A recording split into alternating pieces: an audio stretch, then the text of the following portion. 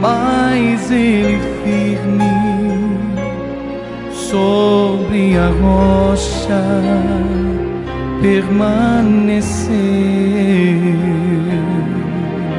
Olá amigos, sejam bem-vindos ao canal Defesa da Fé. Aqui quem vos fala é seu amigo, seu irmão em Cristo, o irmão Medeiros. E hoje nós vamos ensinar você a respeito de congregar. É importante congregar, tem que ir ao templo, tem que ir à igreja. Bom, antes de começarmos esse vídeo, eu gostaria já de pedir para você se inscrever no canal e ativar o sininho de notificação. Se chegar um vídeo novo no canal, o YouTube vai te avisar. Também eu gostaria de pedir para você compartilhar esse vídeo. Talvez você conheça pessoas que estão afastadas, desviadas do caminho do Senhor, ou que se tornou um desigrejado. E também que você deixasse o seu like para que o YouTube possa recomendar. E sem mais delongas, vamos começar com um texto que está no Antigo Testamento. E eu estou começando pelo Antigo Testamento para a gente entender desde o princípio a vontade de Deus para o seu povo. Levítico 23, versículo 1 e 2 diz assim: disse o Senhor a Moisés.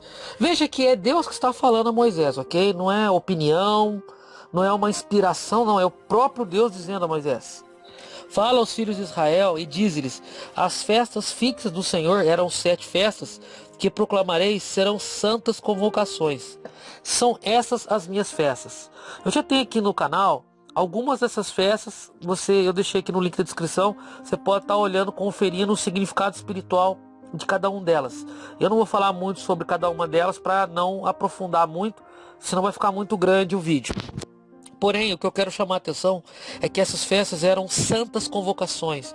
É uma convocação santa, porém é uma convocação. Quando a pessoa é convocada a ir à guerra, ela é convocada a ir à guerra. Ela não vai porque ela quer, ou ela não sente vontade, ou sente. Simplesmente ela é convocada, ela é obrigada a ir à guerra, ou ela vai preso.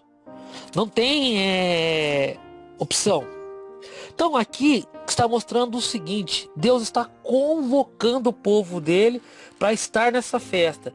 Deus está convocando o povo a congregar, a se reunir, tá certo? Então é o próprio Deus dizendo isso. Então eu não sei como, ou porquê, ou de onde conseguem tirar o fato de que não se deve congregar. Eu não sei de onde que tiram isso. Agora vamos a falar um pouquinho a respeito do Novo Testamento. Também temos as 7 igrejas do Apocalipse, a igreja de Corinto, várias igrejas, são muitos textos, né? Então sabemos que existem as congregações, a igreja. Sabemos que o povo de Deus se reunia. Mas por quê? Gente, presta atenção numa coisa: há uma necessidade muito grande do ser humano de ser apoiado, corrigido, orientado, entre outras coisas. Vou te dar um exemplo claro. Elias, ele foi sustentado pelos corvos. Ele profetizou que não haveria chuva e não houve. Teve uma seca, ou seja, escassez de alimento. Ele ficou ao lado do rio bebendo água até que o rio secasse. E os corvos levavam alimento para ele. Então, aqui nós vemos o homem de Deus sendo apoiado pelos corvos e pelo próprio Deus. Mas não vai ser sempre assim. Isso é uma situação à parte, onde Elias estava fugindo de uma seca, certo? E mais para frente a gente vê Elias novamente sendo apoiado, sendo ajudado quando ele queria não mais viver. Ele falou: eu não quero mais viver. E o anjo do Senhor foi lá e disse: ainda não, Elias. Ele estava sendo perseguido por Jezabel. Então, é uma situação à parte. Normalmente isso não vai acontecer. Não acha você que ficando em casa, Deus vai mandar um anjo aí te levantar, não. Para isso, por isso que lá em Apocalipse fala: o anjo da igreja escreve. Quem que é o anjo da igreja? É o líder da igreja. No caso seria o pastor, o bispo, o presbítero. Aí depende da forma como que se chama. Contudo, o líder da igreja, o anjo. Então, nós temos a necessidade de sermos apoiados nos nossos pensamentos, receber uma confirmação. Isso é do ser humano, é normal. Corrigido também. Pode ver. Jesus, ele disse claramente a Pedro: para trás de mim, Satanás. Você vê que Jesus foi bem duro, bem áspero com Pedro. Hoje nós vemos aqui pessoas falando no YouTube, falando no Facebook. Poxa, não pode fazer nada, é uma casquinha de ovo. Não funciona assim, gente. Deus corrige quem ele ama, e para isso ele usa homens. Essa ideia não foi só com Jesus. Os profetas viviam apontando o erro das pessoas e corrigindo-as no Antigo Testamento. Então isso é normal. E também orientado. Olha o que diz a palavra de Deus em 1 Timóteo capítulo 4, versículo 2. Prega a palavra, insta, quer seja oportuno, quer não. Corrige, repreende, exorta com toda a longanimidade e doutrina. Ou seja, com a paciência, prega a doutrina. Orienta as pessoas.